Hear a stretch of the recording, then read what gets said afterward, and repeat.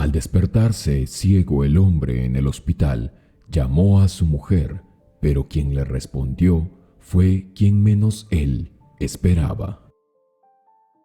Un Un texto de la texto de la Biblia Biblia dice, dice, no no tengáis miedo tengáis a los miedo hombres, a porque los no hay hombres nada porque no hay nada encubierto que no ha de encubierto que ser no haya de ser manifestado. manifestado. Nada hay escondido Nada que no hay llegue a escondido que no saberse. llegue a saberse. Creo que por encima de todas las cosas siempre estará decir la verdad y si no es así, esta, tarde o temprano, ha de alcanzar a la mentira y también al mentiroso. He escuchado historias de las cuales podemos aprender y decir conmigo no pasará, pero quién sabe, muchas veces la vida nos termina enseñando que más allá de nuestra astucia por salir airosos de una mentira, está la justicia divina o para muchos el karma, como esta curiosa pero impactante historia que te compartiré el día de hoy. Antes de empezar, te invito a suscribirte, es gratuito, y la siguiente historia ha de empezar así. Cuando lo conocí, ambos trabajábamos en el supermercado. Él era el supervisor y entre los dos siempre había habido mucho respeto. Sin embargo, con el tiempo, él me fue contando su vida personal, al igual que yo. Nos involucramos en una amistad en la cual con el tiempo se convertiría en nuestro refugio. Yo tenía un novio, él era el amor de mi vida, o al menos eso creí. Él trabajaba en las minas, se iba por 3 largos meses y cuando regresaba solo quería descansar y aunque los fines de semana me las ingeniaba para despertarlo de una forma muy buena, él se molestaba y me mandaba a ocuparme de la casa, que él estaba cansado y necesitaba recuperarse. Al principio creí que al menos después de esa semana que pasaba conmigo, él haría al menos el esfuerzo de salir, aunque sea a comer un helado o algo así, pero eso no ocurría. Yo no lo juzgué nunca y siempre estaba allí para apoyarlo, pero la situación me ponía pensativa. Ya llevaba más de 3 años conviviendo con él y yo solía pensar en un amor bonito, un amor con el cual al principio me había conquistado. Los detalles, las fechas esenciales simplemente fueron absorbidas por el día a día y nuestros trabajos. Por otro lado, en el trabajo mi supervisor se había ganado mi confianza y como nos quedábamos hasta la última hora, donde cerrábamos el local, decidí tenerlo como un mejor amigo. Los fines de semana, cuando el supermercado se abarrotaba de gente, ambos hacíamos un equipo. Yo siempre hacía bien mi trabajo, pero el carisma que él tenía y su forma de tratar a los demás, y especialmente a mí, me empezó a llamar mucho la atención. Y digo, ¿a quién no le gustaría a alguien con esas características? Creo que haría voltear la cabeza a cualquier mujer. Luché por no querer encontrar fuera de casa lo que me hacía falta.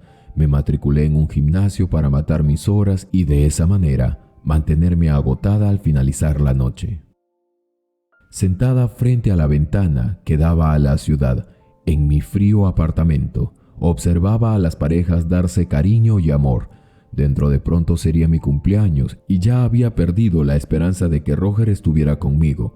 De los 3 años juntos, apenas y un solo cumpleaños habíamos pasado juntos y por videollamada, y el otro simplemente le ganó el sueño y pues para mi siguiente cumpleaños solo esperaba un milagro o que se enfermase para que esa semana la pasara conmigo aunque sea. Yo jamás creí lo que estaría a punto de atreverme a hacer. Increíblemente, después de haber luchado tanto contra la tormenta de la tristeza de sentirme sola, algo deprimida por cómo se estaban dando las cosas, solté mi ancla y simplemente me dejé llevar. Que la vida me aclare el panorama era lo que yo buscaba ahora. ¿Qué tendría que hacer? Yo apenas tenía 22 años, mi juventud se estaba yendo de las manos y yo simplemente no tenía más esperanza. Una tarde era el cumpleaños de uno de los cajeros que se había desempeñado bien ese mes y el supervisor, como siempre muy detallista y amable, se reunió conmigo para acordar la sorpresa que haríamos. Por un momento, mientras él envolvía los regalos, no pude evitar dejar de mirarlo. Por ratos entraba en sí y me decía dentro de mí, no puedo dejar que entren esos pensamientos desleales a mi mente. Respiraba profundo y trataba de concentrarme en otra cosa. No puede ser, me decía a mí misma.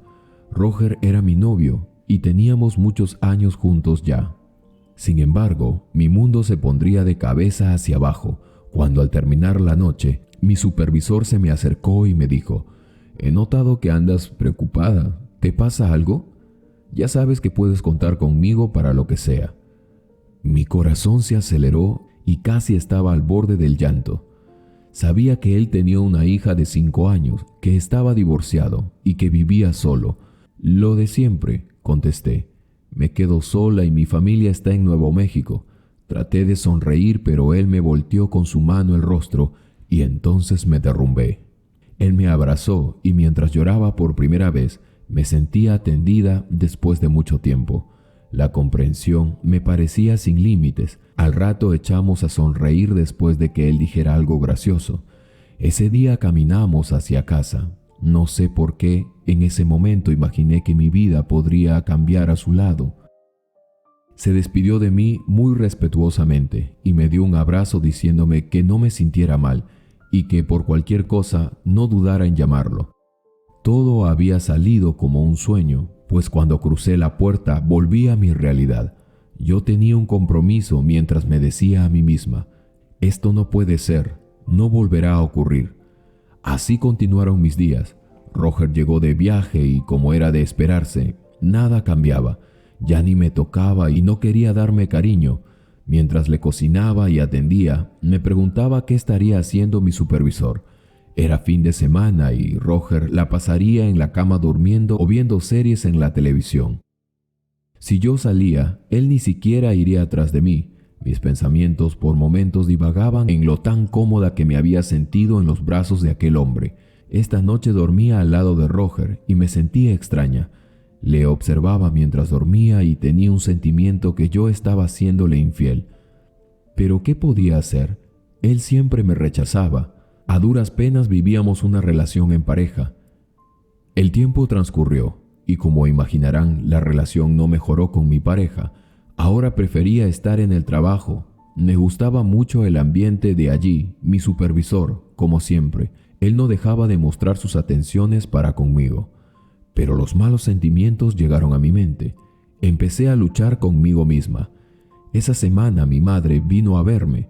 Me sentía agotada por lo que estaba pasando, tanto así que decidí contarle a ella lo que estaba sucediendo.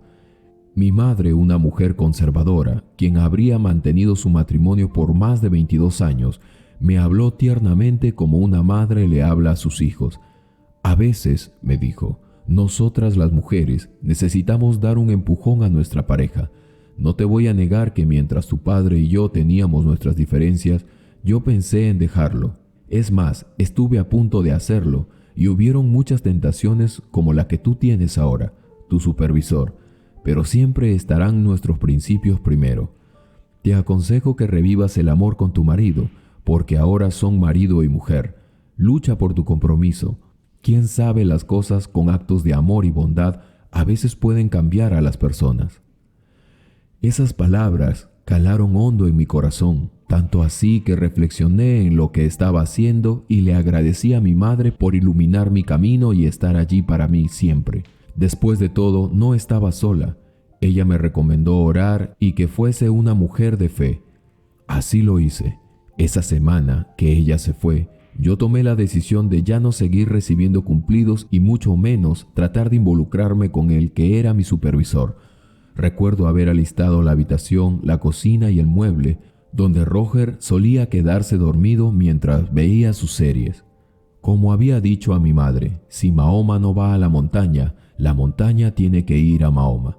Así lo hice. Se suponía que él llegaría temprano y yo lo esperaría con todo lo que a él le gustaba. No lo molestaría para nada.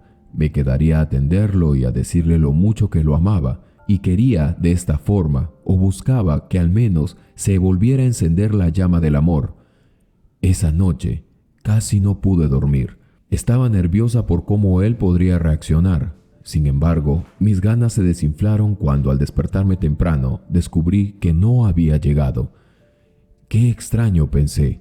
Hasta ahora él jamás había fallado en el día que tenía que llegar a casa. Desesperada lo llamé para saber qué había pasado. Me contestó uno de sus compañeros del trabajo diciéndome que Roger había tenido un accidente. Él estaba encargado de reparar los vagones soldándolos, y mientras había estado soldando, una descarga eléctrica había impactado en sus ojos. Le había dañado uno de ellos gravemente. Le pregunté a sus compañeros si Roger podría atender el teléfono, y me dijo que sí, que unos minutos me lo pasaba, pero me entristeció al escuchar que cuando su compañero le dijo que era yo, Roger le había contestado que no le pasara. «No puede hablar ahora», me contestó el compañero, pero yo sabía que no era así. Lo había escuchado y podría jurar que era la voz de él. Me pareció tan frío. Sin embargo, recordé las palabras de mi madre y decidí ir a verlo. Llegué y supe lo que había pasado y lo que él pasaba cada día. El frío en las montañas realmente era acribillador, por así decirlo. Sentada en la sala de espera, aguardaba a que se aperturara el horario de visitas. Pregunté a la enfermera por él y me dijo que estaba en el asiento número 3, muy cerca de donde yo me encontraba. Vi entonces a muchos entrar por sus pacientes. Yo no sería la excepción. Me dirigí con un surtido de chocolates y refrescos que él tanto amaba, y allí lo encontré. Era de día, pero las cortinas estaban cerradas, por lo que solo sombras se podían ver. Sin embargo, lo podía distinguir en la sombra. Allí estaba. Tenía un ojo vendado y el otro estaba algo hinchado. Me acerqué lentamente. Él se dio cuenta y entonces me dijo: «¿Melina? ¿Amor?». Mi mente no lograba comprender qué ocurría. Me extendió la mano y prosiguió: «Amor, dejé las verduras en la bolsa del supermercado. Tenía que sacarlas. Se van a malograr». Mi corazón, al escuchar cada palabra que salía de su boca, se iba cayendo a pedazos. Por supuesto, yo no era Melina. «Roger, ¿qué pasa?», le dije. Él, al escuchar mi voz, de un salto se repuso, encendió la luz con un botón que estaba cerca de él. Trató de explicarme. Se notaba en su respiración que estaba muy asustado, y digo, ¿quién no? Yo no paraba de llorar. No podía creer lo que estaba pasando. Tan tonta yo, hasta me creí lo que me dijo, que era por los medicamentos, pero eso no sería todo. Cuando ya me disponía a irme, tras de mí escuché caer unas bolsas al suelo. «¿Amor? ¿Qué está pasando?», dijo. Era una mujer bien vestida. Ya se imaginarán ustedes la escena. Fue lo más incómodo y difícil que a alguien le puede pasar. Allí obtuve las respuestas del por qué tanto desamor conmigo, por qué llegaba tan cansado, y al verla dije: «Yo soy Andrea, prima de Roger», y le extendí la mano. Ella, como se imaginarán, había pensado lo peor. «Ah, tú eres la joven que él ha estado apoyando en Texas». Asentí con la cabeza, aguantando mi llanto. Traté de disimular, fingiendo que estaba destruida por lo que le había pasado a Roger.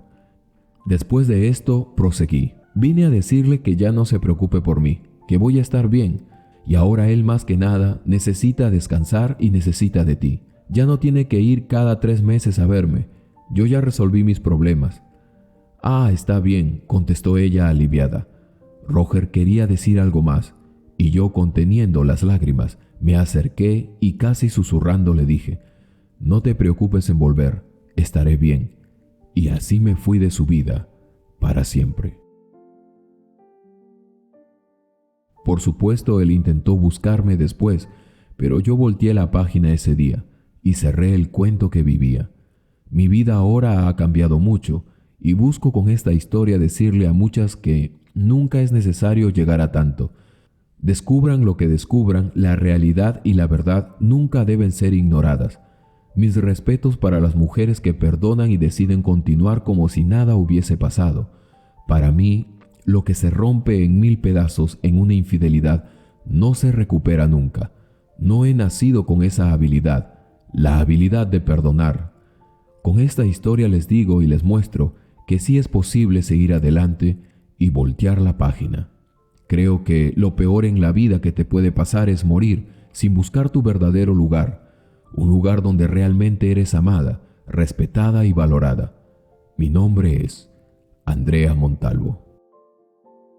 Que Dios los bendiga, mis queridos suscriptores y suscriptoras. No olviden, por favor, dejarme una manito arriba. ¿Qué les ha parecido esta historia? Si les gustó, deben compartirla. Y también activen la campanita de notificaciones y seleccionen la opción todas. Así no se perderán de ninguna de las historias que subiré aquí en el canal. Espero que hayas podido captar el corazón de la historia. Yo soy tu amigo Carlos Matthews, como siempre. Y no te muevas, porque la siguiente historia ha de empezar así. Mendigo vivía en este viejo auto sin saber de quién era y lo que allí se escondía. Mi padre una vez me dijo cuando yo aún era un niño: el hombre, cuando deja de observar lo que le rodea, cuando deja de contar las bendiciones que Dios nos da cada día, deja de percibir las oportunidades y Dios le da una lección para que de una vez por todas salga del agujero en el que se encuentra. Lamentablemente, muchos nos volvemos ciegos, dejamos de ver hasta lo más simple y nos convertimos en un mendigo sentado en un banco de oro. Y aunque por muy increíble que parezca, son muy pocos los que llegamos a darnos cuenta. Atesorad este latido de corazón y vida mientras te relato esta increíble historia. Antes, no olvides suscribirte, es gratuito. Mi nombre es Carlos Matthews y la siguiente historia ha de empezar así.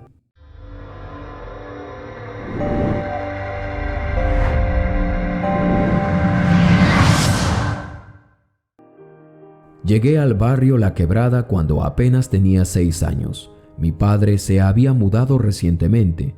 Mi padre, un contador, y mi madre, maestra de escuela, habían logrado comprar un terreno con mucho esfuerzo. Lo habían hecho y ahora teníamos un lugar donde quedarnos. Antes habíamos vivido como gitanos, como lo solía decir mi abuela. Yo me sentí muy animado y feliz de que por fin podría hacer amigos. Frente a nuestra casa había un hombre que cuando llegamos solía observarnos por la ventana. Raras veces salía y yo no le di importancia al inicio, pero me grabé un evento que cambiaría la vida mía y la de mi familia. Yo estaba parado frente a la cual era mi humilde casa cuando lo observé llegar con un auto antiguo. Este hizo un último sonido y se apagó, pero no solo se apagó por el momento, sino hasta que yo cumplí 17 años.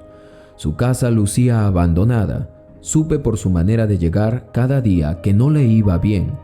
Los niños que jugaban cerca a mi casa buscaban nunca toparse con él, o que la pelota con la cual jugaban no cayera cerca de su casa, pues este solía reventarlas. Realmente era un tipo que vivía renegando todo el tiempo.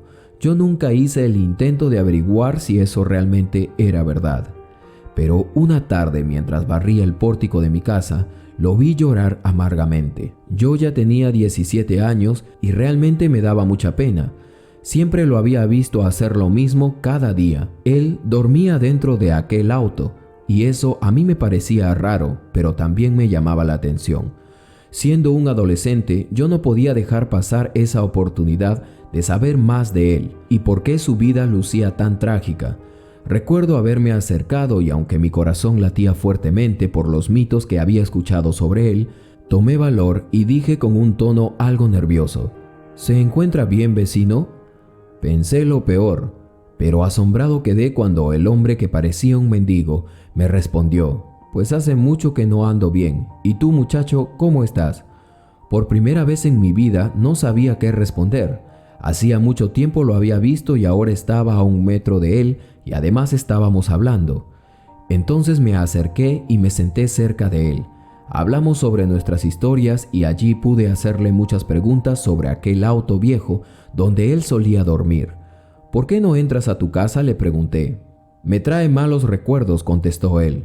Yo tenía una esposa y un hijo, pero las cosas no me salían bien en el trabajo y me volví bebedor y el Estado me quitó a mi hijo y ahora vive con su madre y yo de vez en cuando le paso algo de dinero.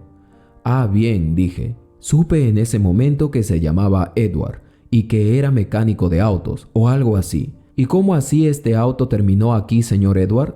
Yo vi hace algunos años que usted lo estacionó y nunca más lo arrancó. Ah, este auto no es mío, es de un cliente, o un amigo, o un socio, ya ni recuerdo. Es el motivo de mi ruina y eso es lo que yo sí recuerdo. Un día un americano llegó con este auto, me dio una inicial y me dijo: repáralo, lo venderemos. Compra todo y volveré en unos días. Yo invertí todo lo que tenía, pues sabía que el hombre tenía dinero. Además, en otras ocasiones había llegado al taller a reparar otros autos y eso me dio confianza, además que me hizo firmar unos papeles para volverme socio de él. Yo no entendí qué es lo que significaba eso. Lo que importa ahora es que estoy en la ruina y nadie me puede sacar de esta. Después de decir estas cosas, tomó aire, guardó silencio por unos minutos y luego de esto prosiguió. Él se desapareció y así por así, y no he sabido nada de él. Tuve que cerrar mi taller porque él nunca volvió. ¿Pero usted no sabe dónde vive?, le pregunté. Pues tenía un departamento. Lo he ido a buscar, pero me dicen que de allí también se ha ido, o que no ha vuelto. No llevó sus cosas y se fue sin pagar. Mientras él me contaba estas cosas, yo observaba el auto, y aunque tenía los neumáticos desinflados y la pintura estaba opaca por el sol, su interior se veía conservado. El viejo Edward lo usaba para dormir de vez en cuando y lo mantenía limpio por dentro.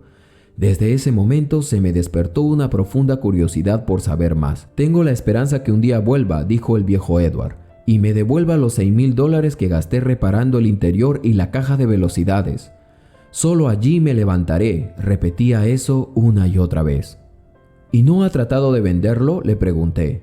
No he tocado nada, así como ese día regresé, cuando cerré para siempre mi taller, así lo he dejado. Busqué en sus documentos para ir a buscarlo nada más, pero ya sabes que no lo encontré. Mi mente comenzó a maquinar qué había podido pasar. Esa tarde me despedí de él y ahora sabía que a aquel hombre le había ido muy mal en la vida. No sé por qué no dejaba de pensar en el viejo auto que tenía. Me parecía haberlo visto en una película antigua o algo así. Mi relación con el viejo Edward mejoró y él le pareció que yo era un buen muchacho también. Los siguientes días yo investigué para saber el paradero de aquel hombre que se había ido sin pagarle. Se me metió la idea que podría estar más cerca de lo que el viejo Edward pensaba. Edward solía tener un pensamiento pesimista siempre. Cuando yo le daba alguna idea para sobresalir, éste apagaba mis ánimos diciéndome que ya lo había intentado. Pero yo tenía más fuerzas y persistía en averiguar sobre el auto. Si lograba saber sobre el auto, podría saber el paradero del dueño. Alguien lo tenía que reclamar. Mis esfuerzos y mi persistencia dieron sus frutos. Resultó que el tipo se llamaba Mike Parker. Era un vendedor de autos clásicos y también estaba en el negocio de la subasta de los mismos. Se había dedicado a ir por todo el país de Ecuador y buscar los autos más antiguos para repararlos y volverlos de colección. Él los arreglaba para luego revenderlos. Su paso por Ecuador había tenido fines de negocios. Lamentablemente también supe que el avión donde él se dirigía de Los Ángeles a Colombia había caído y con él los ahorros del viejo Edward. Ahora todo tenía sentido. Pero no solo eso, el viejo Edward recordó haber firmado unos papeles como socio de aquel negocio, pero afirmaba que Mike se había ido con todo el dinero. Ese día llegué con esa noticia y el viejo Edward, entre lágrimas, decía no poder creerlo. Durante 5 años habían trabajado juntos y él no había sabido nada. Me agradeció y tiró su gorra al suelo.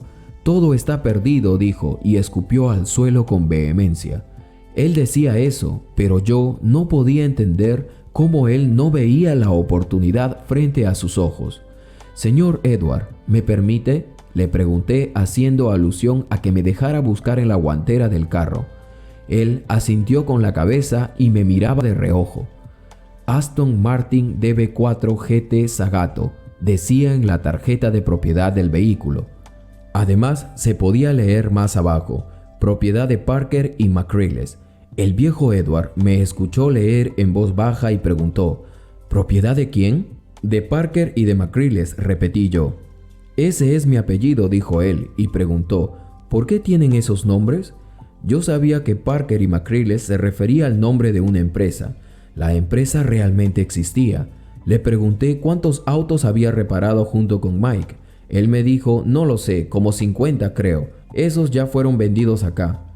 Pues si no fueron vendidos, señor McCrilles, quizá existan los 49, porque este aún no lo ha llegado a vender. Ahora yo estaba mucho más interesado en saber que él mismo. Yo con 17 años y Edward con 50 años de sabiduría, podríamos saber qué había pasado y llegar hasta el fondo. En esos días una feria de exposición de autos clásicos se llevaría en Ecuador y yo quería saber un poco más de ese negocio. Para suerte mía llegué y supe que harían una subasta al final. Mi corazón casi se detuvo cuando salió un auto clásico similar y fue vendido a nada más y nada menos que $8 millones. Caminé hasta la casa del viejo Edward y le conté todo. Él no lo podía creer. Al investigar supe que por el auto donde el viejo Edward se la pasaba durmiendo, podrían pagar hasta $10 millones. ¿Sería verdad?, pensaba. Así nos dirigimos a los registros públicos. El viejo Edward estaba nervioso.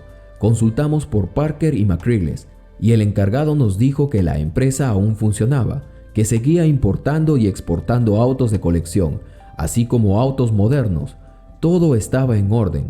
Yo entonces le expliqué al encargado y este me dijo: solo los socios principales pueden acceder a la información interna. Edward, por supuesto, era uno de ellos.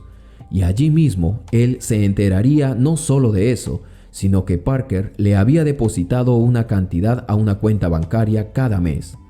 Yo no podía creerlo, cómo la cara de ambos se nos cambió cuando escuchamos la posibilidad de que existiera un depósito mensual en una cuenta de la empresa en Ecuador.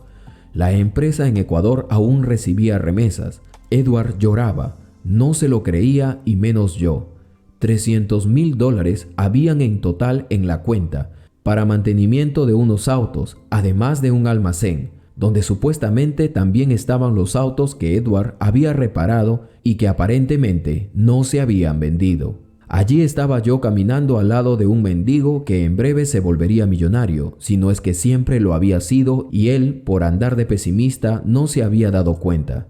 Efectivamente el dinero existía y solo necesitaba firmar unos papeles y presentar otros. En sus manos tenía una tarjeta ahora que decía remesas de Estados Unidos para mantenimiento de 50 autos en un almacén en la capital de Quito.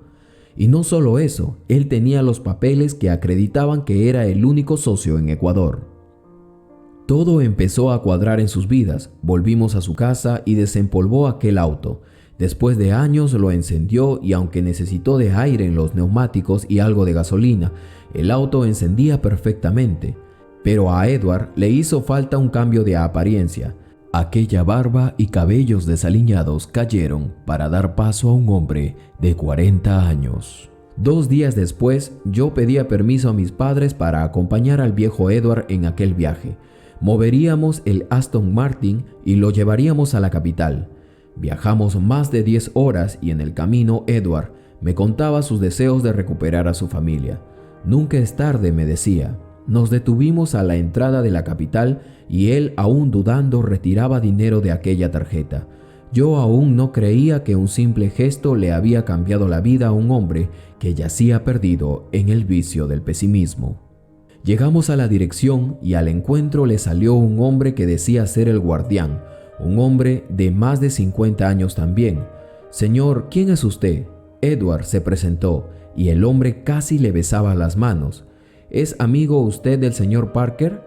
«Señor, los autos están acá dentro. Gracias por mi pago. Realmente por usted es que yo sigo trabajando». El hombre abrió el almacén y allí estaban 49 autos de colección, todos empaquetados y encima de un escritorio empolvado, papeles firmados por Parker. Solo había faltado la firma de McCrilles, o sea, del viejo Edward, para que sean llevados a los Estados Unidos de regreso y sean entregados a sus dueños. Todos habían sido reparados y cada uno tenía una dirección de envío. «Señor, siempre han venido a preguntar por ellos, pero allí le dejé toda la correspondencia». Ese día, el viejo Edward se enteraba de todo lo que su amigo Parker había hecho. Lo había convertido en socio realmente. Una semana después, los autos eran enviados por Edward. Él, en recuerdo por su amigo, decidió quedarse con el Aston Martin. Sin embargo, supimos que en Europa lo buscaban y estaban dispuestos a pagar hasta 13 millones de euros. No alcanzaban mis palabras para describir cómo cambió la vida de aquel hombre. Sus últimos años lo pasó con su familia y con su hijo, y de mendigo pasó a ser millonario.